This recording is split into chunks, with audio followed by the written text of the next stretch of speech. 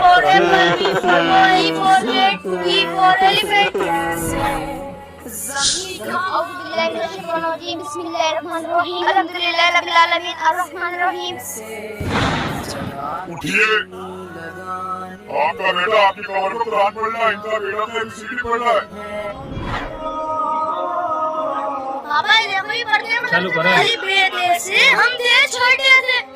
अरे अनस अपने बेटे को मदरसे में भेजा करो पढ़ने के लिए। क्या मदरसे में? अरे गरीबों के बच्चे पढ़ते हैं मदरसे में, जैसा अमीरों के नहीं। हमारे बच्चे भी मीडियम स्कूल में पढ़ते हैं, for apple B for ball. और मदरसे में पढ़ के मिल क्या जाएगा? 5 से 10,000 रुपए की नौकरी। और वैसे भी पढ़ाई से सरकारी नौकरी नहीं मिलेगी। चलो साइड में वो। इसलिए हम सबको दुनियावी तालीम के साथ दीनी तालीम भी देना बहुत जरूरी है, जिससे कि वो हमारे लिए मग़फ़िरत की दुआ कर सके। ये हमारी औलाद का फर्ज है। गाइस वीडियो को लाइक करें और कमेंट बॉक्स में माशाल्लाह लिखें।